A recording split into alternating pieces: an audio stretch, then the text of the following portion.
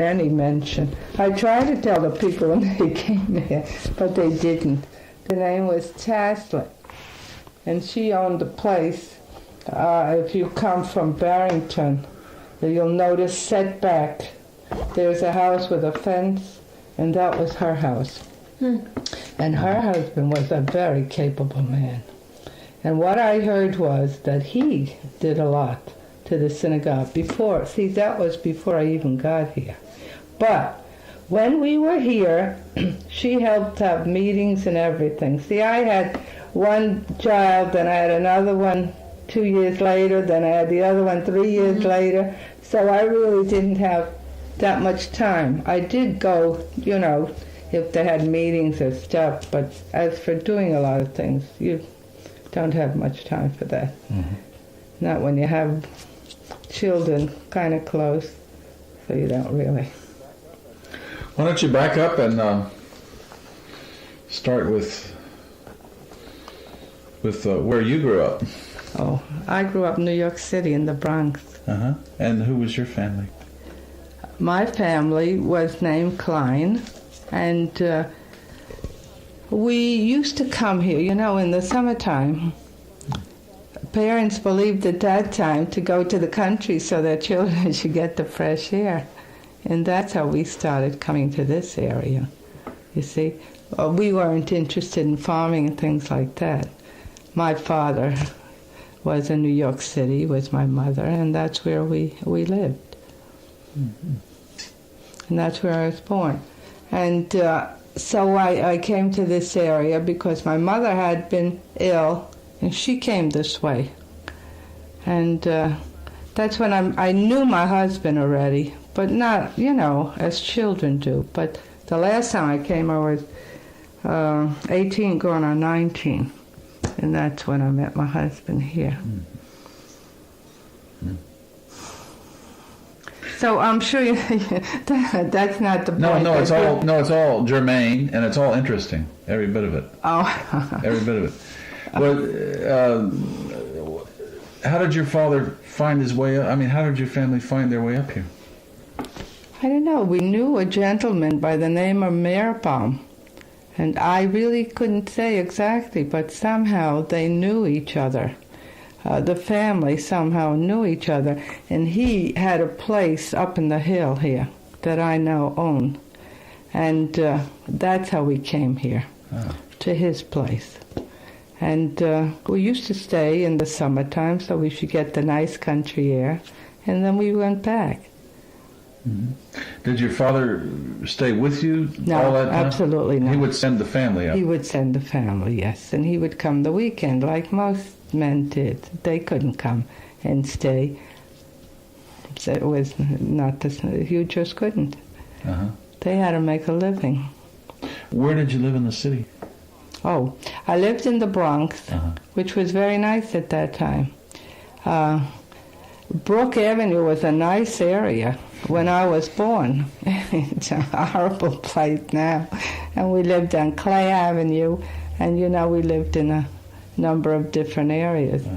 But I went through the city, and accidentally we went to the Grand Concourse, which was a beautiful place at one time. And it was such a horror. I said, my God, Jack, what are we doing here? This is terrible. Let's get out of here. Yeah, it was just awful. I couldn't believe what it turned to. What had happened? Yeah, it was awful. Do you know New York City? I'm from New York City. Oh, so you really should know it. Yeah, the Grand Concourse has changed. It was a beautiful place at one time. It was the place even. But now it's just a horror. So, things have changed terribly.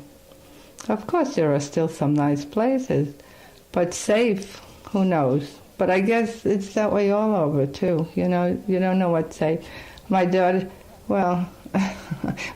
says she doesn't like being here alone, but I think it's much more unsafe in the city. Yeah. I said, I don't think it's unsafe here. I would go out sometimes 5 o'clock in the morning with my husband. So I didn't feel unsafe here. No. But there was a different story. Yeah. So You began coming up here as a child, though, as a young child. Not very many years. I don't remember really. We came a couple of times, as far as I remember, and then we didn't come for a long time till my mother was ill, and then she came back. For her health. Yes, for her health. And it was kind of a nice story. My husband was a very nervous type of person. That's what I was hoping we'd get into. I know it. Well, I don't think you're interested. You were interested in history. No, I must tell you, which is strange in a way. So he never had a very good car, and he had a broken window, and somehow my mother's hand got caught on it. And she says, you can never tell. But the bloods could combine. And somehow, I don't know, it just happened. I married my husband a short time after I came here. But I mean, it's kind of a strange story, isn't it? He was an especially good-looking young man, so I guess when women used to see a nice-looking young man, they'd always hope their daughter would sort of get together. And when she cut herself, I'm sure he got terribly excited because he was a very excitable person, and he got some blood on his hand. So she says you can never tell.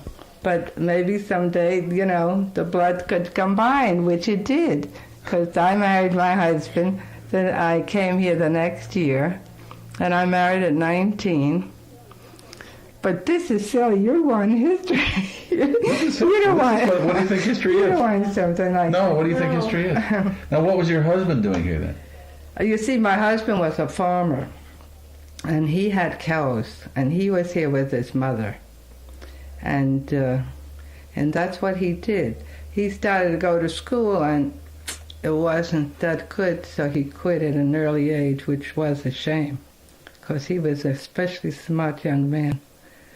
I don't think that I'm prejudiced. He really was. Oh, I'm sure of it. He says he's sure of it.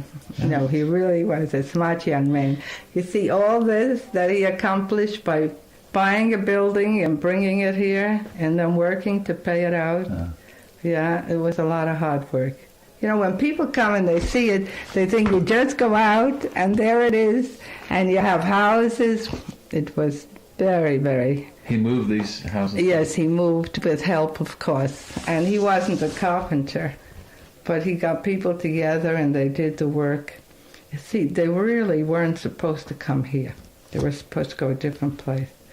But the man was going to buy the piece of land, reneged on it. And then he had to bring him here, which was not so good. Of course, it would have been better without them, but that's how it ended up being. Without the houses, It's in spite, it's nice houses and it's okay, but it's not the best thing having tenants today, especially. Yeah. So he was living here with his mother? Yes, he was. And how did they get here? They came, his father bought a piece of land. His father used to be in New York City and worked all his life, and his mother was home. And then he would come, and he thought he would be a big man in Europe. I'm talking too much, I think. And what happened? She didn't do much. She didn't know anything about money. He loaned money. So she went and took his money and loaned it out and didn't know anything about it and lost his money. He was working like 10 horses here, trying to accumulate some money. And that's what happened. Her husband? Yeah, her husband. Your father-in-law? Yeah. And so she came here, and she knew what she had done, not a very good thing, and she came here. And so he bought this piece of farm, and through a neighbor right next door, he sold it to him. And then he got kind of cold feet, and he thought he would change his mind, so the neighbor gave him back the deposit, which was the best thing the man could have done, see? Mm-hmm. he trusted him then. And he came back and he bought this. And that's how his mother was here. How did they find their way here from New York City? I don't know exactly how. Just, I guess, they said at one time that the Baron Hirsch organization used to send a lot of people this way. The Baron Hirsch? Yeah, that was an organization in New York City. And a lot of Jewish people that came, Russian Jews or whatever, they somehow came through them here and they settled. And so a lot of people came here. And now, if my father-in-law or not was with them, I don't think so. Because, you know, he worked and he had some money accumulated and he bought it from the gentleman next door. So I don't know how that came about, but he did do that. Baron Hirsch? Yes. Spelled? I think it's Barron and Hersch. Now, I'm not sure about all this, but that's what my husband mentioned to me. And they were some sort of organization, social service group. I imagine that helped people for come down and this out way. people, maybe, or I don't know if down and out people or what kind of people, but they sort of helped them come this way. And there were a lot of Jewish people that did come immigrant this people. way. Yes. Mm-hmm. Starting when? When? I don't know. I know my husband came here, I think it was 1928 or something like that. Mm-hmm. So it was a long time ago. And they did very nicely until the train, you know, went to Pittsfield, and then things began to change. A lot of people from here moved on to Pittsfield, moved out. The train was supposed to come from Lee down this way? I guess so, but it didn't, see? And so a lot of people moved that way. And Pittsfield became the large center at that time. Actually, we were supposed to be larger to begin with, the way I understand. But when the trains came in and went to Pittsfield, then a lot of people moved in that area. So that's all I really know about it. So your husband came in 19... He came early. 20... Yeah, 7, 8, I don't know. I have his record someplace. And this building right down here became a synagogue in 1924? 27, I think, or 28. That's when they took it over. The Jewish people that were here bought it, and they made a synagogue out of it. And they used it. They really used it, and they really did try to keep the faith, you know. Today, everything is entirely different. People want their own religion, you know, the Reformed. They try to do everything the easy way and the fast way and do whatever they please. But this was a real... It was conservative. I wouldn't say that it was strictly Orthodox. Well, the women didn't sit with the men the way they do now. The last services we had, we allowed that because it seemed to be something that was so important to the people. But actually, I don't think it's that big a deal, do you? But still, that's how it is. Everything. How do you feel about that? I'm not Jewish, and You're not? No, I went to a church where men and women sat together, so I'm not experienced in that. Yes. Well, I never thought it really was, you know, that important. But people that were raised in the conservative synagogue, I can see how it would be vastly important. Yes, to them it was important. And so we abided by what we could at that time. But now everything has changed so greatly. It's unbelievable. It really is. Mm-hmm. But, you know, I guess you got to go along with the times if that's what you want to call it. But my husband didn't believe in it. And there's a gentleman in Winsted. I doubt if you were in Winsted. Did you talk to anybody there? Yeah, you did? So did you hear of a Reuben tablet? Yeah. You did, didn't you? Yeah. He says he's about 105, maybe 107 already. Spectacular man.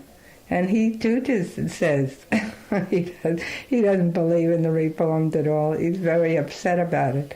But I guess it's nice if you have services of some kind. So I guess you just have to go along. But it's entirely different. It really is. There's no getting away from that. He was associated with your husband in some fashion? Yes, he was. They were in business at one time. They bought and sold poultry. That's how it started with him. He had the money. My husband had the car, and he took him around, and they worked together. He's a smart man. And he, too, he had a real estate and things. And so that's how he got associated with my husband. And they bought and sold chickens, and my husband worked very hard. He raised chickens? Later. Uh-huh. That was later. Oh. But when the time when he was with Reuben, they were buying and selling chickens. So that was a different... He had to load everything on the truck, you know, so you can take it into Long Island and get rid of the stuff. And he was the one that did most of the work. But I guess if you don't have money, you got to give you back. That's what happened. Huh. Yeah. Well, all you hear about this place up in here is chicken farming. It used to be, yes. There were a lot of chickens. And you were quoted in the paper as saying something about some arrangement that was made for people to come up here on condition that they farm. Is that what you said? We don't. It was made on condition that they come here, but I don't think there was anything said specifically as to what they should do. I never heard of that. Uh-huh. But I did hear people came this way because I guess it was a good idea. You know, they're from the old country and they're used to rural living. And so it wasn't as expensive as it is today. Today, I'm sure if you try to buy something, it's not too cheap. I have something written up about my husband about the eggs. You want to see that? Yeah. The eagle came here. We didn't ask them. They just walked in, and they talked to us, you know? Anything like that, you know. Mm-hmm. This is what year? What does it say? I think 57 is when my husband had his heart attack. Huh. He had 5 heart attacks, my husband. At one time, there was a lot of people that were in the chicken business. There was Morris Levine. He built his whole chicken coop, and he took the whole thing down. Would you believe that? He was really something, that man. He took the entire building down himself. He put it up, and he took it down. That was some... and then I think Pinsky had chickens. I really don't remember. I know Margulies had chickens up in the hill. And we bought his farm because at that time we were raising a lot of chickens and we really needed the space. You really needed a lot of chickens or you really couldn't make a living. Mm-hmm. And we built the chicken coop here. So we got into the business after the gentleman, our neighbor, said it was a good business, so we got into it, but it was a tough business. Hard work. It was 7 days a week, and there was no time for resting. You just had to get out there and clean the eggs and do the eggs and grate the eggs, and my kids had to work. I guess they really feel that they did, and they did. There was no getting away from it. That's good for them. To a certain degree. They're entitled to some leisure too, When you see what the kids get today, you kind of wonder. Yeah. Yeah. Yeah, they try too hard today.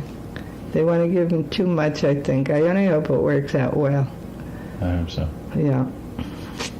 Well, when you came here in 1937 to live Yes. as a new bride, were there older Russian people in the community who were members of the original Yes. settlement? Do you remember some of them? Oh, yes, there was Pinsky. There was Mr. and Mrs. Pinsky. There were Jensky, Mr. and Mrs. Jensky. The daughter is still here. There was Pollocks in the brick house as you come up the hill. They lived there. And there was an old Pollock, I think, in New Boston. And there was a number of other people that, see, I didn't know them somewhere. My husband, see, he was here, and he was younger, and he would get around, and, you know, he knew a lot more people. Now, I came, and the second year I had my first child, and then 19 months later I had the second one. I didn't go gallivanting too much, you know. And a few years later I had the third, and so on. And so, let's see, there was Hamilton is here, Fanny Hamilton, and there was Lizzie Spring, and there was the whole Spring family there. She's still here. Her son is down the road here. And there was the fiddler? a lot of Pinskys, more Pinskys in New Boston. You heard there's Sidney Pinsky and the Herkoviches, and there's a number of people. Oh, there was at that time, can't think of the name right now. Coming up, there was Glassberg. They're gone a long time. There was someone next to them, Weinsteins. I think they're gone already too. And there was a number of people that moved down. Moved to New York City, you know, they moved other areas. Did the older people speak Yiddish, or had they all pretty much adapted Some to English? spoke Jewish, yes. Some, but I guess they learned the English. And they were pretty good. When they would come to the synagogue, to the services, Yeah. did you hear them speaking Some Yiddish there? spoke Yiddish, yeah. Some did. And some spoke English, you know, like every other place. Sometimes you'd get one way, and sometimes you'd get the other way. There weren't too many later on that spoke Jewish, you know, mostly. Did you understand it yourself? Yes, I do. Do you speak it? Not well. No. I find it hard. I went to Israel with my son, and I had to converse with a gentleman. He said, see, my father had passed away, and you don't realize how long these things are. And I never had gotten to Israel. My husband had 5 heart attacks, and he was very sick already. And I couldn't go, and I couldn't leave him. So he's gone now, almost gone on the 2nd year. My son said, would you like to go to Israel, Mother? So I said yes, which I never thought I would ever go to Israel. Imagine that. So he went, made all the arrangements and everything, and his wife and I, we went to Israel. And the biggest point was that I went to see my father's grave. He passed away in Israel, and I never had been there. So I finally did that. Yeah. And it was, I think it was about time, but I really had no idea that it was already 25 years. Would you believe that?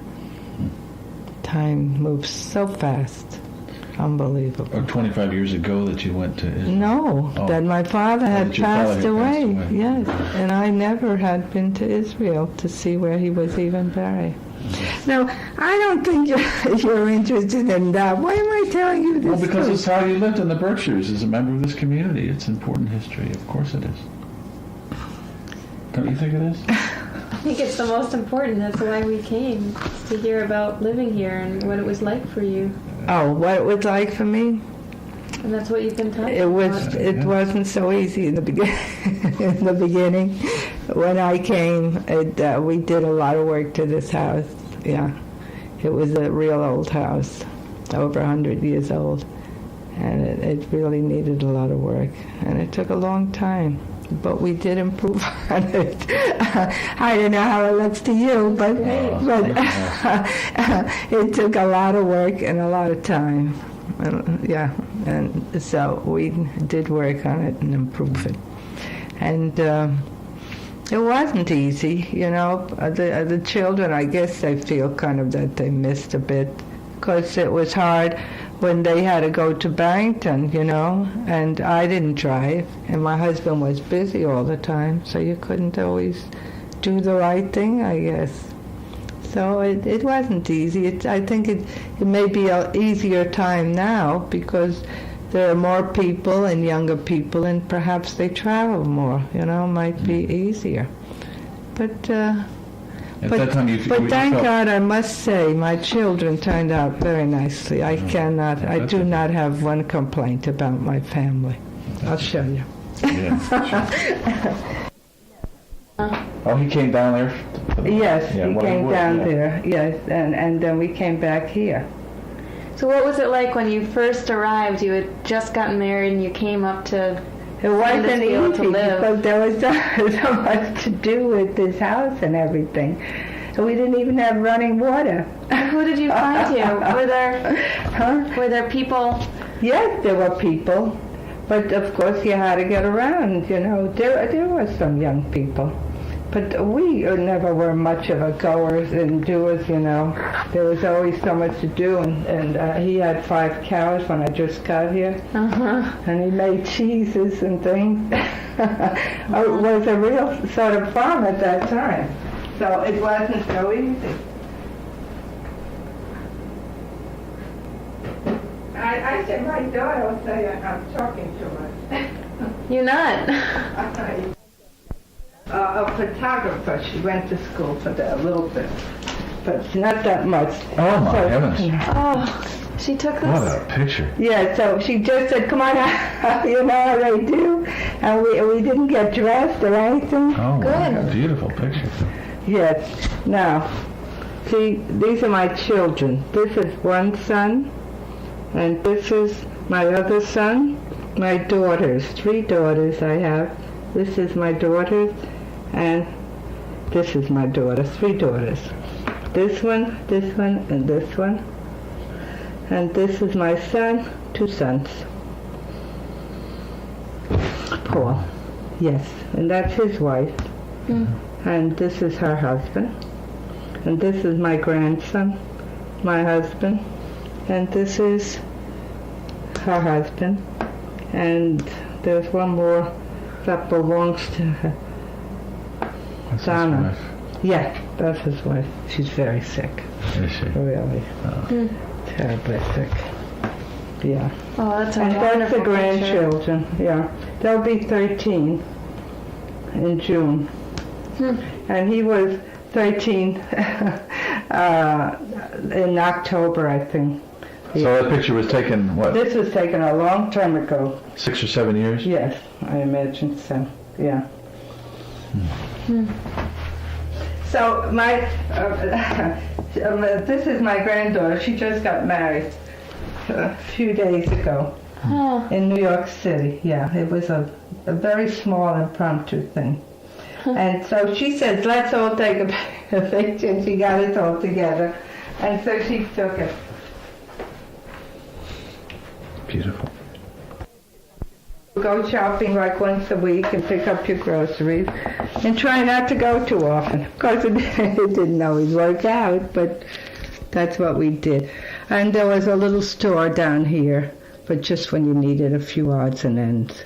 You know, it's not like going to the supermarket and being able to get a lot of stuff. So that wasn't so bad. Then they did away with this a few years ago down here. And they made a rental out of it. But we have the general store if you need it. But somehow, whenever you go down and you ask for something, he just doesn't have what you want. You had it last week. Just ran out.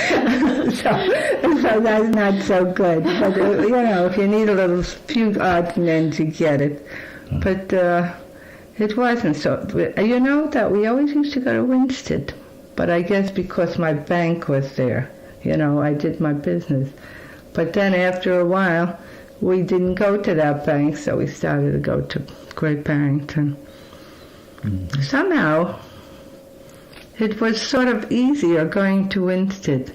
And when I had to rent my houses, easier to get people from Winsted, Connecticut, rather than from Great Barrington. Yeah. But this year has been so bad. It's been terrible.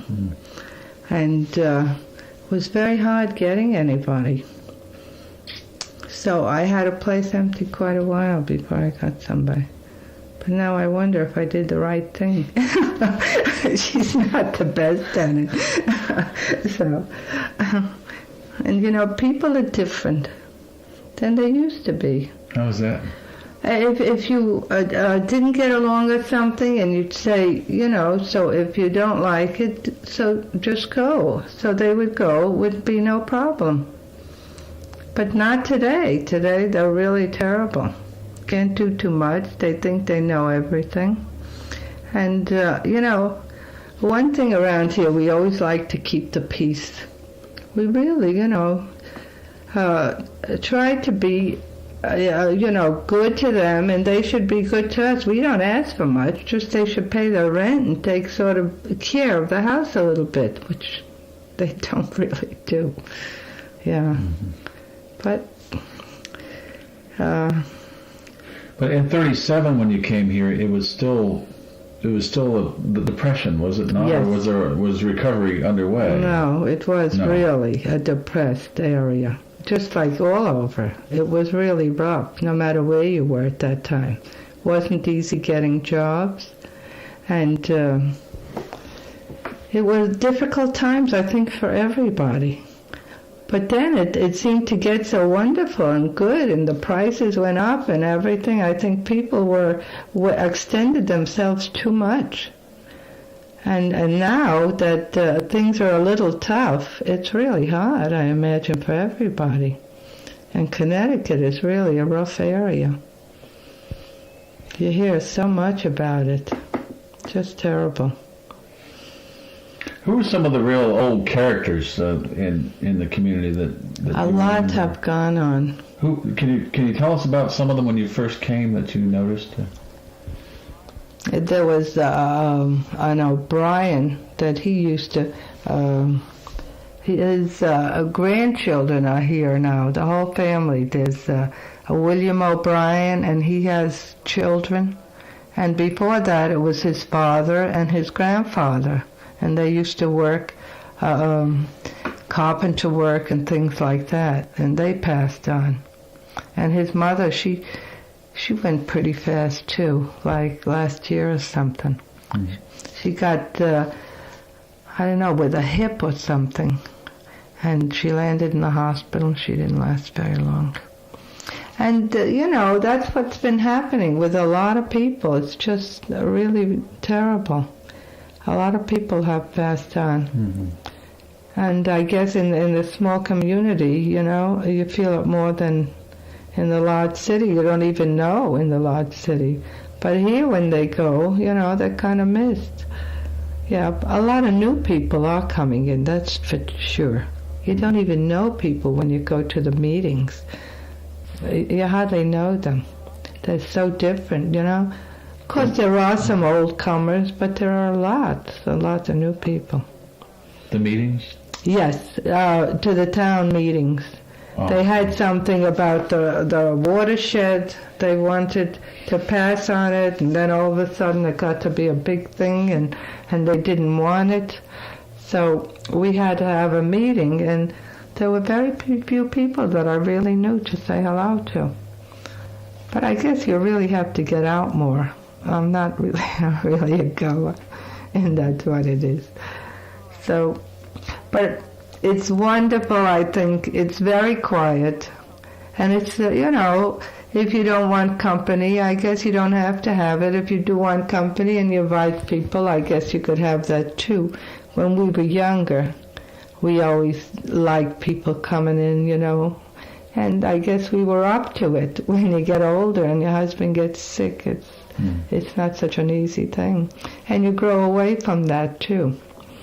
So lately I started to go to the senior citizen, yes. And it's enjoyable. It's a change, and you meet the people that have been here a long time, and you really, haven't gotten very friendly, just to say hello and goodbye. And so that's been nice. Starting to get more of a sense of the community yourself, I guess, then, too. Well, we always had. Uh-huh. We always thought, if we could help in any way. My husband was the first guy you can come to. There were neighbors that didn't even know him, and he came to borrow my husband's truck. Would you believe that?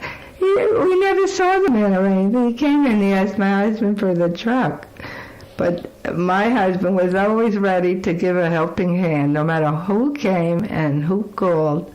He always tried to be helpful. Yes, he had a very big sense of community spirit. He really did. Mm-hmm. But when you get sick, it's not the same. It's different.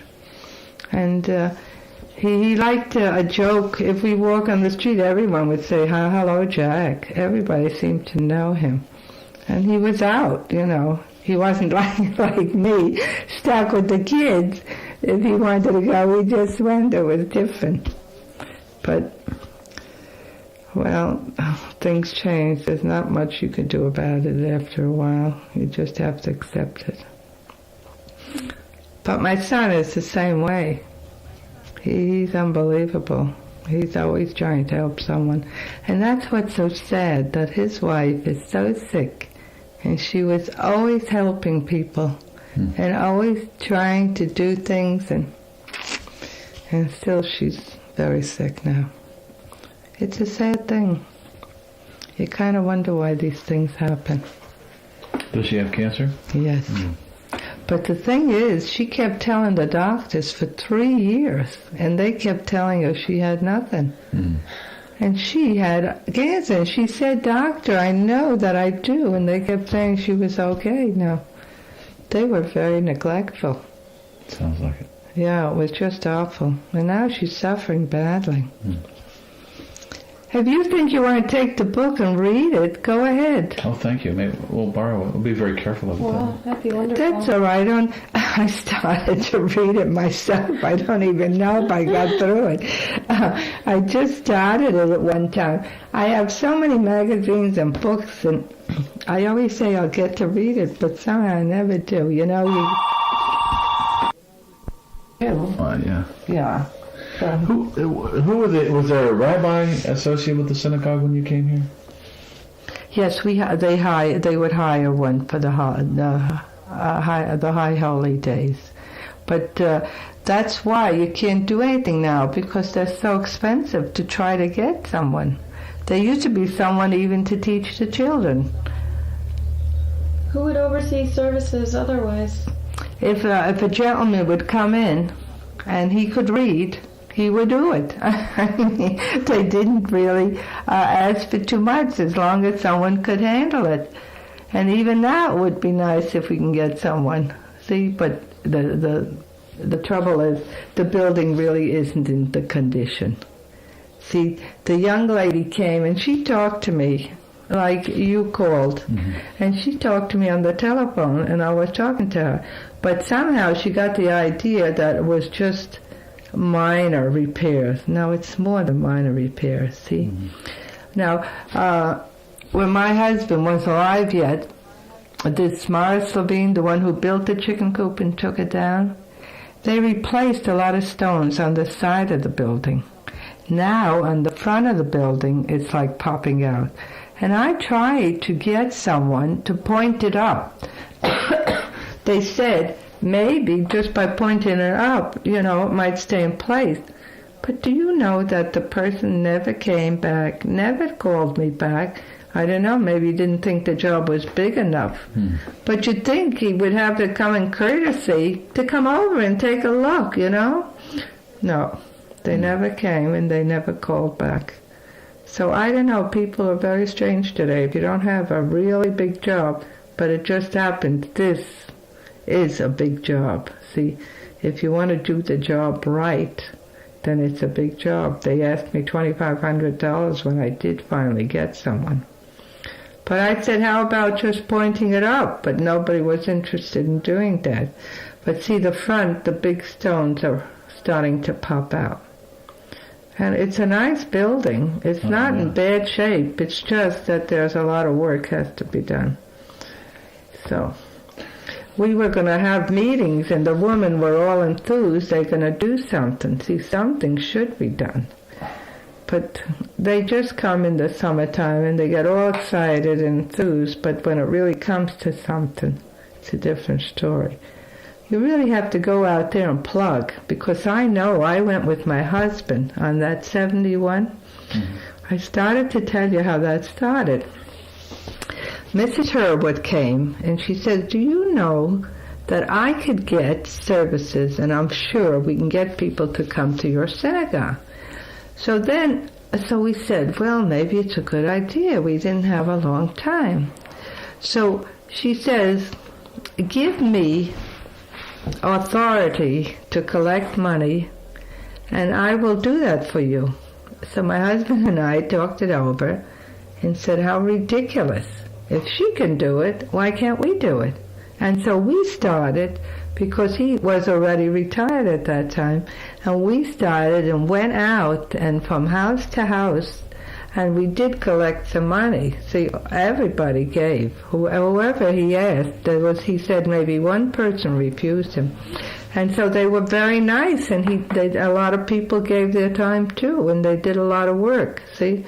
And it was okay for that year.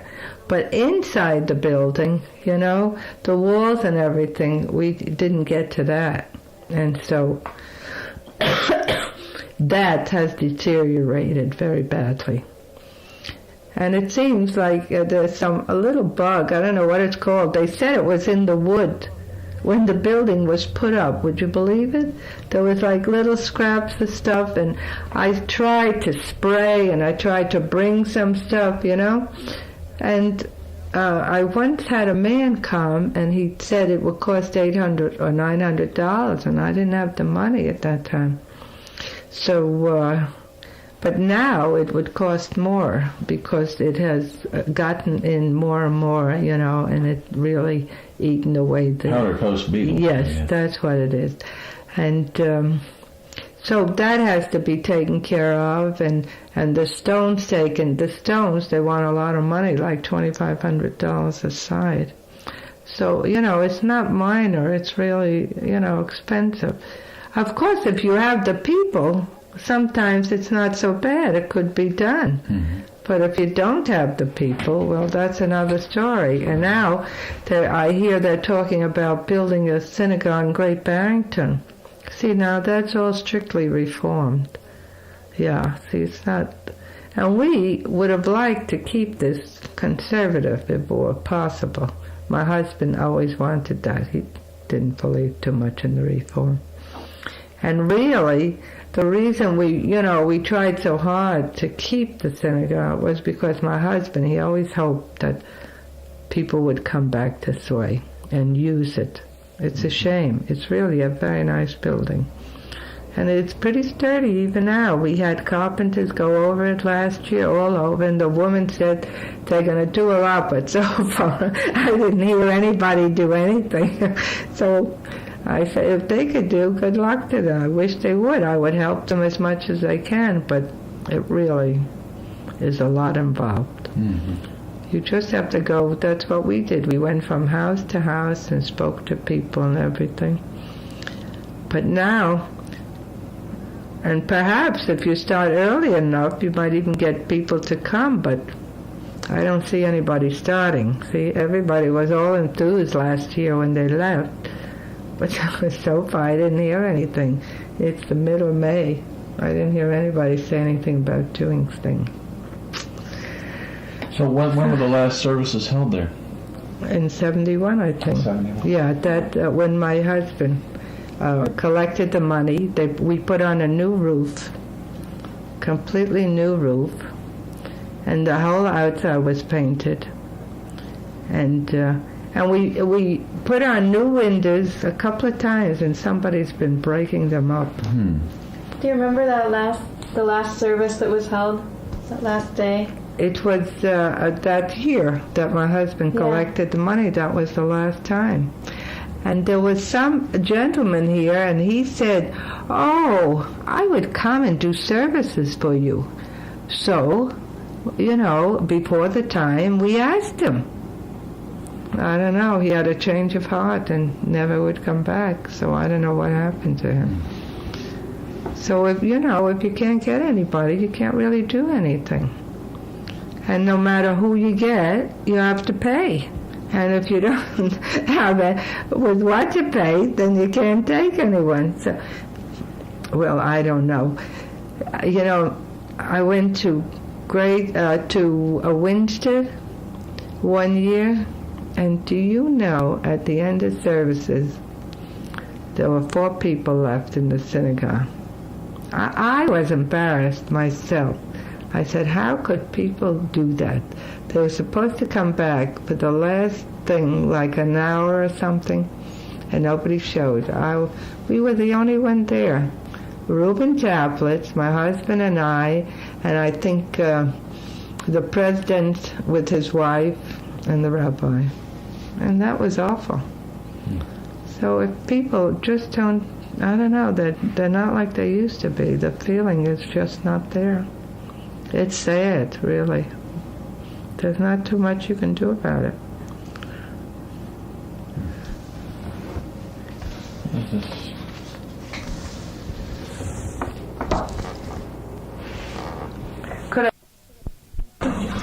The steep hills and small basket-like valleys around Montville and New Boston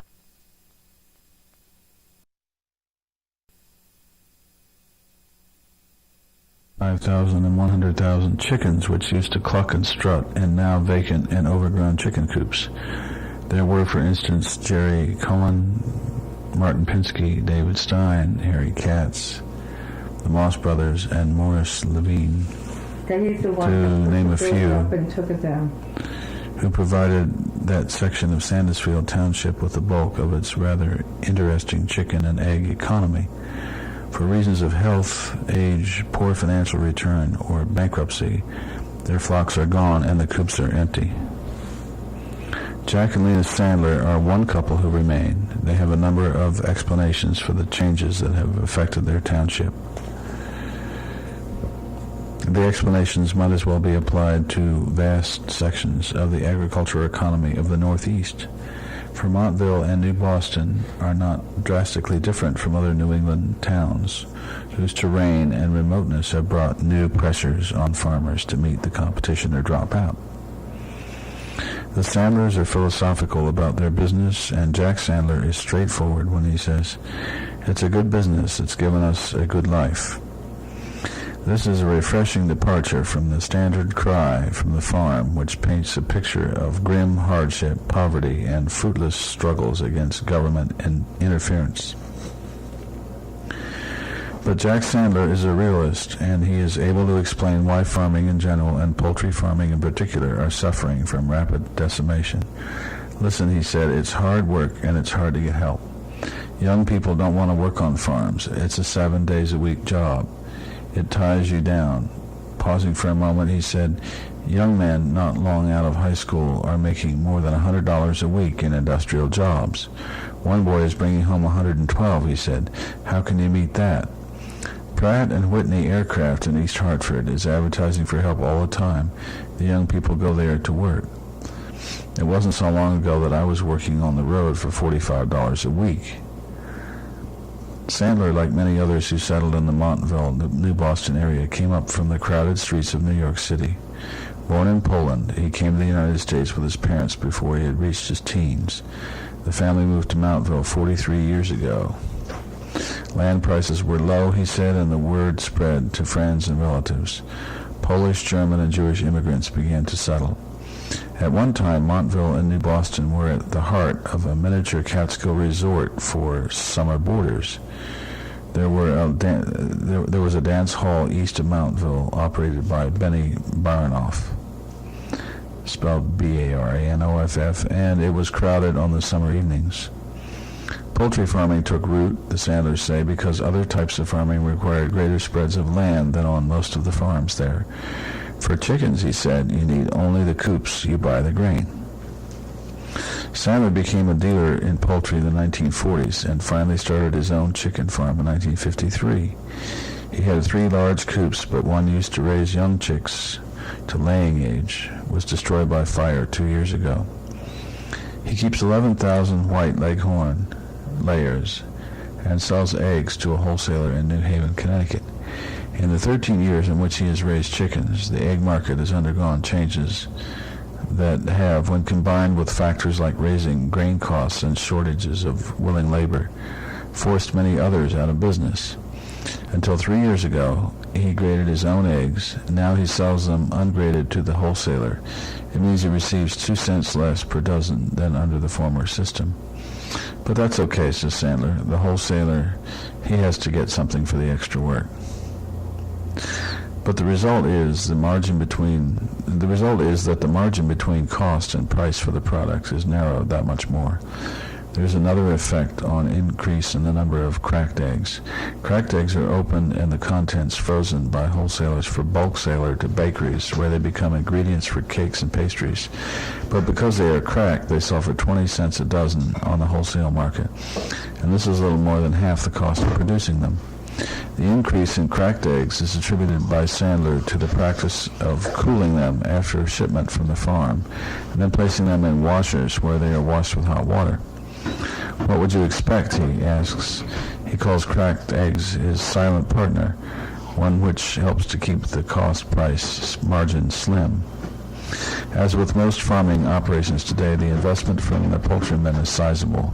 For example, the investment needed to raise 11,000 chickens is $18,000. The investment in machinery is appreciable as well. Look at that machine, Sandler said, pointing to a mechanical grader. $1,100, and now we don't use it because we don't grade the eggs anymore. The Sandlers, as do many others, feel there is one gross misunderstanding among non-farming people in their analysis of the economics of agriculture. It is because of the large sums invested in farming, the net return is equally large. It's not so. It's just not so, Sandler suggests. Musing a moment, he says, it's a rough racket. But don't get me wrong, he added, it has given us a good life. What he is saying is that farming gives a return to those who are willing to work for it, but the work is unattractive in today's mobile society. The Sandlers had their first vacation after 25 years of married life. They didn't even have a honeymoon. They hope to go south for another vacation this winter. But you know, said Sandler, we have raised 5 fine children and have this nice house. It is a lot. Of the children, only one, their youngest daughter Sharon, is at home. She's a sophomore at Searles High School in Great Barrington. Their oldest daughter, Marlene Schiff, is married to a doctor who lives in Edgewood, Maryland. Paul is a senior at Boston University, and Marvin is a freshman at Northeastern University. Felice lives and works in New York City. No place for farming. Now, what was the date on this again, Lena? I don't know. What date? Does it tell you there? No, it doesn't. See, I don't know. My husband got out of the business, I thought, in 57, but I can't really swear to you one way or another. I don't remember. I am surprised that the date isn't here somewhere. So it's sometime in the late 50s, though, you think? Yes. Mm-hmm. Maybe a little later. Do you happen to have a... Over a big Yes, affair? yes, my husband liked the whole family here. As a matter of fact, they complained, but they always came, God bless them. Who came? The children. The children always came, yes. And we do abide. I went on a trip with my daughter, and she had to stop. She had to stop all over to buy the matzah because I didn't have where to eat. The first night we went to a seder in a synagogue. So don't you think they would tell you when you asked, for the second night, they would tell you, oh, we're not having a dinner, but you can go to this and this, but they never said a word. I don't think that was very nice, and I cannot understand. I was very upset when I heard another synagogue having. They told me I should go to a private home. Well, see, that I didn't want to do. I didn't feel comfortable. But we would have gone to the other synagogue the next night, so they didn't tell us a thing. And when we got to this first, it was a very nice dinner. But you see, they wanted the money in advance, which my son lives in Scottsdale, and he went down and he paid them. So when we came, we were all ready. But had they told us that we can go to another place, then we would have done that. But when you came up here in 37, what did you do for the holidays then? We did the same as we did all over. We made Passover in the house, and we went to the synagogue when we had to. And they did have services. Not, a lot, but when you got to say Yitzke at the end of the Passover, they always made sure to have it. And whatever time you were supposed to have services, they had it. For Rosh Hashanah, those holidays, we had it here. But we didn't have it later, like after the 70s. Did the town close down around the holidays? No, they don't close here. Even Montville section?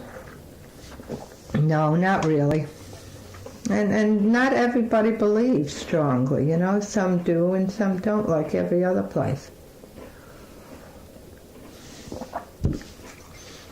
But it wasn't difficult. It was fine. I mean, the holidays were fine. And it was nice that you can go someplace. And we went to Barrington when this place closed down. Only now Barrington is really getting crowded. But as I told you, it's a reformed. It's not the way it used to be. Oh, thanks. No. Were there recipes that you had from your mother that you cooked for the holiday? Well, I have. Yeah, there are some that you do, like the matzah knedels, and if you make or matzah meal pancakes and things like that, the potato kegel. You somehow, when Passover comes, those are the things you go back to.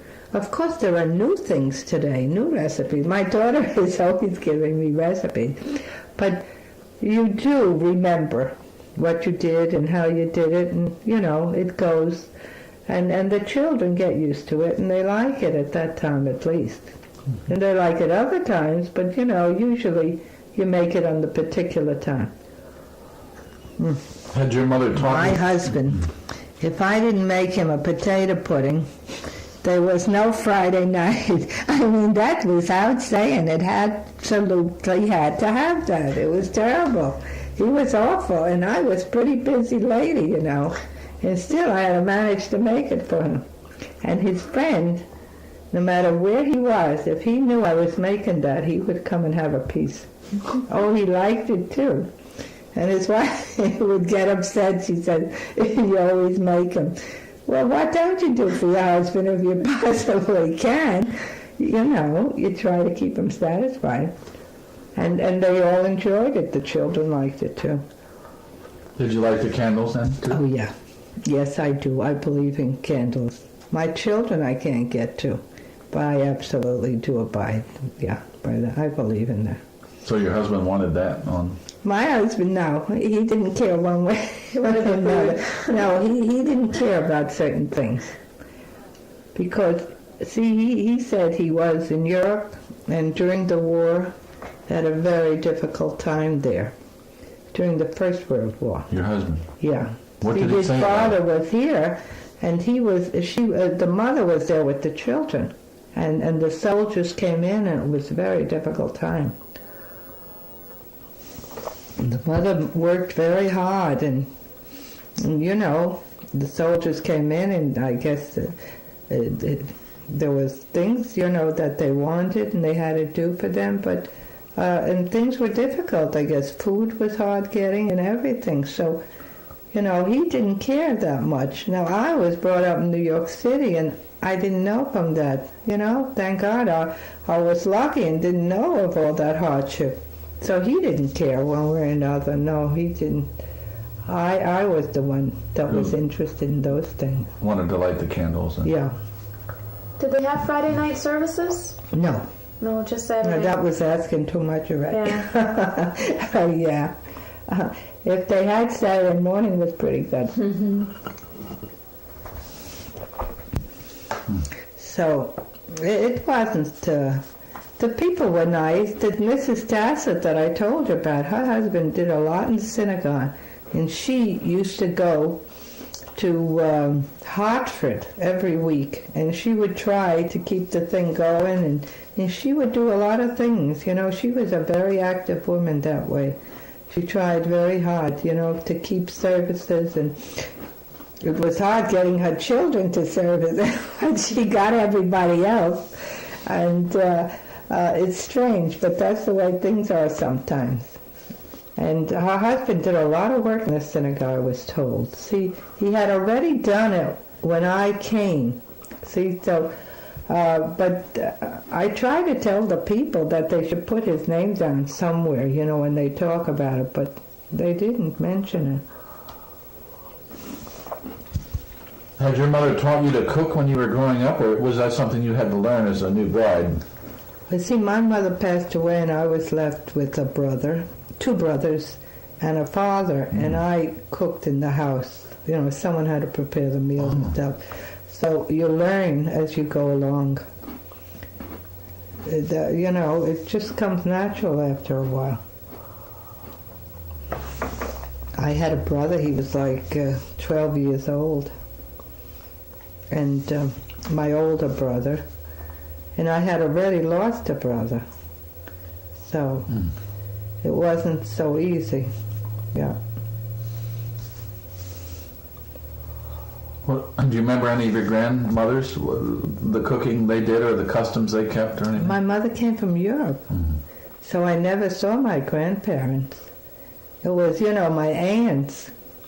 And she was very particular. She liked a meal, a nutritious meal for lunch and for dinner, and I learned a lot from her, even more than my mother, because my mother had the children, and she was busy all the time. She had 4 children, my mother, and then she wasn't well when my brother was born. She was very, very ill. So you learned from this aunt? Yes. She was very close to us. She didn't have any children. So that, yeah.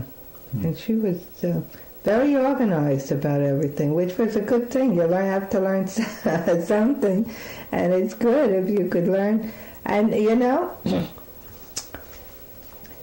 I remember a lot of things, but if you try to tell your children today, they're just not interested. Absolutely not interested. Does my voice sound like it's going? We've had you talking a lot, maybe too much. Carrie, do you have other questions? Well, I was wondering, you were saying that you were pretty busy raising all those children. Did you ever get together with the other mothers? Yes, for the PTA. For the PTA? Yes, you had to be there. You had to do your share, whatever it was. Whether it was to make a dinner or to make some cake or something, they would always call on you to do something. And when you went to the meetings, if you didn't go, you would feel that you weren't doing the right thing by your children, You really have to know what's going on. So, of course, I would always try to make the PTA, things like that. Did you ever spend time together in the afternoon, just have everybody together, all the kids in one house? Yeah, this place was all the kids. I'd like to know where my children were. Maybe I was too much, but I didn't mind. They all came here, and I liked it that way. I liked it much better than they should go elsewhere. I liked to know what was happening. I don't know, maybe it's not right to be so much that way. But I think it's good to have the youngsters around so you know what's going on and you know what's happening. There were quite a few. My neighbor had 3 children. And well, there was a Pearl Taslet, and she had some children. That was that house that her mother was in. And she got married at that time. And there were a few young children around. So that wasn't so bad. It's not like today. They have skiing, you know, for the children. And I think they have more than they had at that time. And I think they go places in the summertime. They didn't have that at that time. And they are trying to improve around here. There's no getting away from it, yeah. But it's wonderful that they are doing more for the children. Now all of a sudden they want a new school, the way I understand. I didn't think that school was, you know, so small, but they complained that it's small. So I don't know. Of course, things change, and when you're not up on things, you don't know what's going on. So if they need it, I guess they'll probably be getting it. But certainly not cheap building anything today. So in this community of Sandusfield, you had Russian Jews, you had German people, you had Finns. Yes, there were German Italians. people, I think, on the hill. And, you know, on the top of Sandusfield Hill, I think there were a lot of German people there. Mm-hmm. Yes, they had, I think they had all kinds. I really don't know enough. See, I can't tell you. Was there ever any hint of any kind of ethnic tensions in this community? No, I don't think so. I mean, not that I know of. There may have been amongst the kids once in a while, I guess. But they never mentioned it to me, you know what I mean? Mm-hmm. So I really couldn't say. Pretty harmonious place overall. Yeah, it wasn't bad. I think the children got along as far as I know. Mm-hmm. But among the neighbors there was... Harmony? Yes, I think so. Mm-hmm. I told you if anybody needed anything, they came to Jack. He certainly would try to help them, or help them in some way. So, I don't know. I guess the other people, you know, couldn't have been too different. I couldn't tell you that. Of course, you need a car here, or you're really stuck without a car. You must have a car. It's very important to have a car. And I didn't drive at all because I was with the children and never even got... Once my husband put a camp in the car with me, I used to take it home. So I got partway up the hill, but I couldn't go all the way.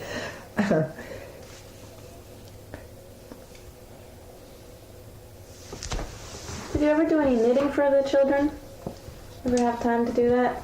Well, my daughter, she's terrific. She does everything. She does every kind of needlework you would think of.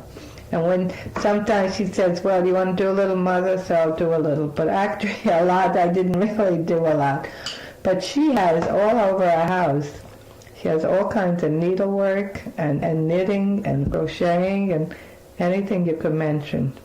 She really does a lot of that. Yeah, she likes it. She says it relaxes her. Did you teach her how? I don't remember really if I did or not. I was interested in it, but I don't know. She even made a quilt. She's very handy at that. Yeah, she's really terrific. God bless her. Who taught you how? I don't know. It seems like I just knew. Probably my aunt might have shown me. I really don't remember. It's so long ago, you know. And even my daughter, maybe. I don't remember. All I know that occasionally if I need a little, so I could do a little. I like sewing by hand, you know. Small things.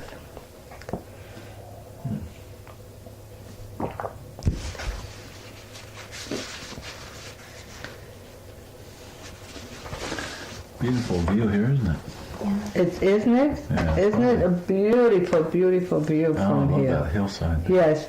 often Reuben Taplett says, "Why don't you move to a different a different place? What are you doing in Sandersfield?" You know. But my husband said, "Only on a hill. I only want something." But I'll tell you something. In the winter, sometimes it's not so easy getting in here. You know, all over it's fine, but when you come to this hill, sometimes it's a little bit icy. And the tenants, they hate to put a little sand down. If you put it down, it's all right. But for them to, and then I have sand all over in the corners, you know, I have a man that brings it special.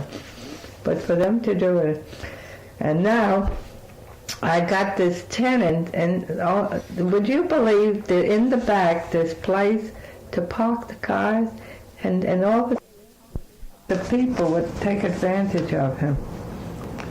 So this truck, when was this picture taken, do you think? Oh, a long It's a time. 1953 Chevrolet truck, isn't it? Yeah, it is 53. I think. Well, I guess that's when it must have been taken. Was it? He got it new. The truck new. Pardon? Yes. It was a yes, new it truck. was a new truck. Uh-huh.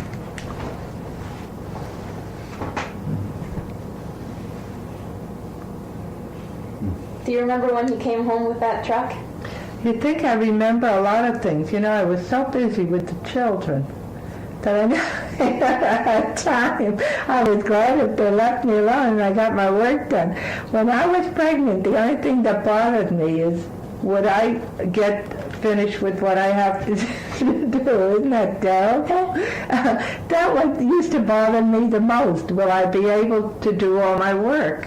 I was always fearful that a lot of things would be left undone because it's impossible. You know, I had one 2 years after I got married, and then I had the other one 19 months after. I had a girl and then a boy, and then the other one was 3 years after, so that wasn't so long. So that's how it went, you know.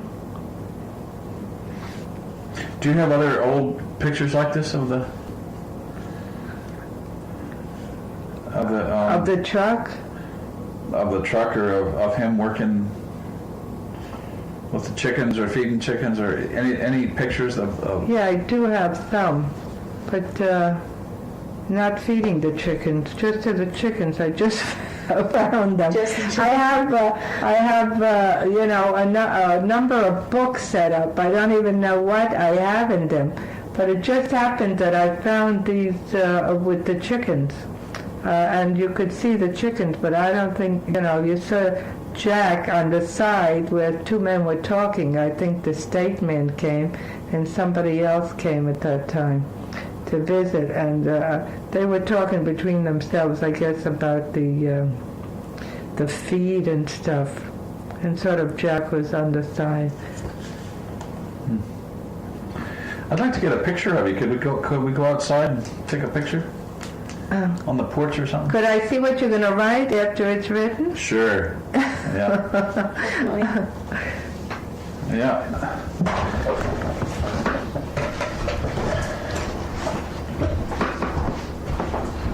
Stop this. You were saying there was one time. At one time, there was so much snow that they had to call the state in to make it passable so they could get through here. There was so much snow. When I first came here, like 37, 39 at that time. And so lately, if there isn't so much snow, it's really an unbelievable thing to us. And last winter, for me, that's absolutely wonderful, because I hate to go when it's icy, you know, and there's a lot of snow, or when it gets, you know, real high, it makes you nervous. But we really haven't had the snows the way we used to have them. And when they needed the men used to go out and shovel and whatnot to make it, you know, pass it so they could move through. But now, of course, they have trucks, and they work much faster than they did at those times. But we had a lot of snow here, really a lot of snow. So I guess the weather is changing, absolutely. So we've been, I don't know if we've been lucky, But for me, it's been lucky, you know. A lot of people, I guess, want the skiing and everything. They would like a lot of snow. But for me, I don't mind the way it is. Nice place to raise 5 kids, huh? It was a very nice place. Of course, they would have, you know, liked to get out more and things like that, but I think it was a pretty good place. And I think the children appreciate it in a certain way, too. Well, they maybe feel they missed a little bit of things, but so they appreciate more that they have now. Yeah. Mm-hmm. And they really turned out nicely. Mm-hmm. Yeah, they really did. I think all my children are very nice. I don't think I'm prejudiced. I mean, that's the way it is. Okay. Well, it sounds like it's been hard for you at times, and it's hard during the winter, but what is it that keeps you here? Why do you stay in Sandusfield? Because I love it, actually. You know, it was maybe not so easy coming in the beginning. I kind of missed New York City. You walk out and you say hello to this neighbor and that neighbor and everything, you know.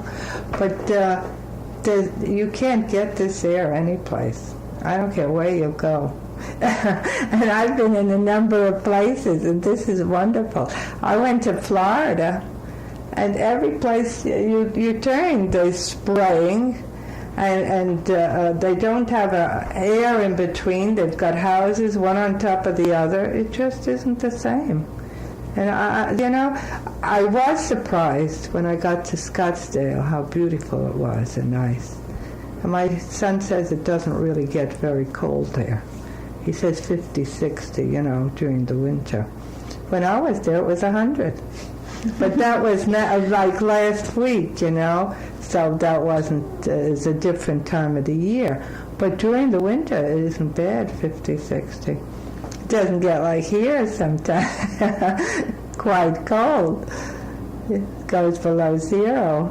But of course in the house it's warm, It's not so good when you have to go out and get icy and things like that. But this is a place that you just love a lot. Absolutely. I brought all my children up here, And no matter where you go, it's nothing like getting home. I guess everybody feels like that, don't they? Probably. Yeah. Well, of course, if you move around, but I really haven't been moving around, When I was younger, we moved a few places, but it wasn't like here, that's for sure. Yeah.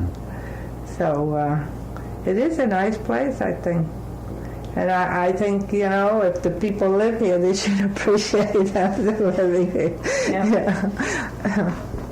Great. Well, thanks for your time. Yeah.